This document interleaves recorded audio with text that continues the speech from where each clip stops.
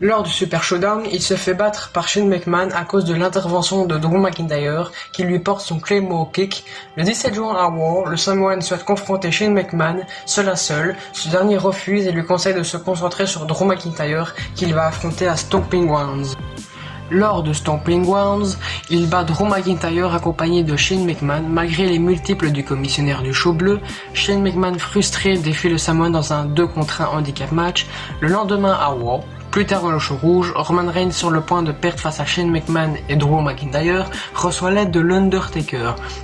Le 1er juillet à Raw, Roman Reigns est cité par l'Undertaker expliquant à Shane et Drew que le Samoan ne lui a jamais demandé de l'aide, que le commissionnaire du show bleu a perdu son respect depuis qu'il s'est blessé perdre par son propre ego, et que les deux Heels ne reposeront jamais en paix une fois qu'il aura pris leurs âmes à Extreme Rules. Le 8 juillet à Raw, il perd avec Cedric Alexander déguisé en Gary le concierge contre Drew McIntyre et Shane McMahon.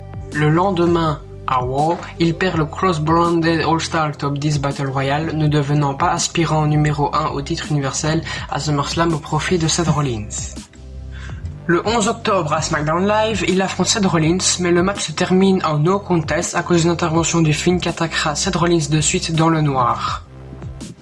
Le 18 octobre à SmackDown Live, il bat Shinsuke Nakamura par disqualification suite à une intervention de King Corbin, mais ne remporte pas le WWE Intercontinental Championship.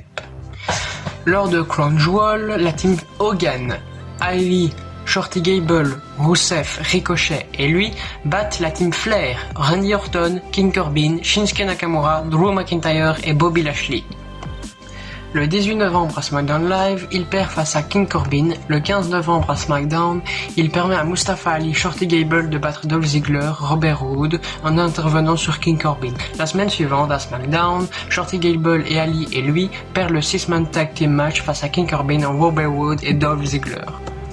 Lors de Survivor Series, la team SmackDown, Ali, Shorty Gable, King Corbin, Braun Strowman et lui remportent le 5-man Survivor Series Elimination Creep-Through match en battant la team Raw et la team NXT. C'est finalement NXT qui remportera les Survivor Series.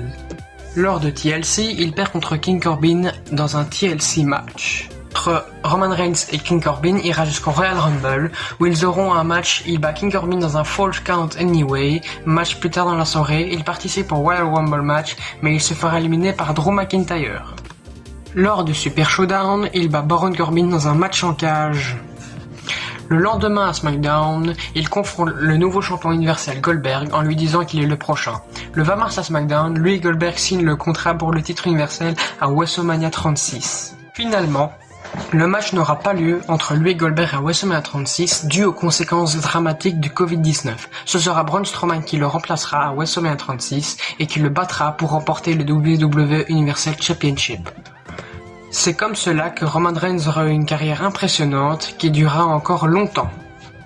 J'espère que cette vidéo retrace l'histoire de Roman Reigns vous aura plu. N'hésitez pas à vous abonner et à mettre la cloche des notifications pour ne pas rater le prochain épisode sur Edge. D'ici là, portez-vous bien. N'oubliez pas les règles d'hygiène, c'est très important. Je vous dis à plus pour une prochaine histoire. Peace.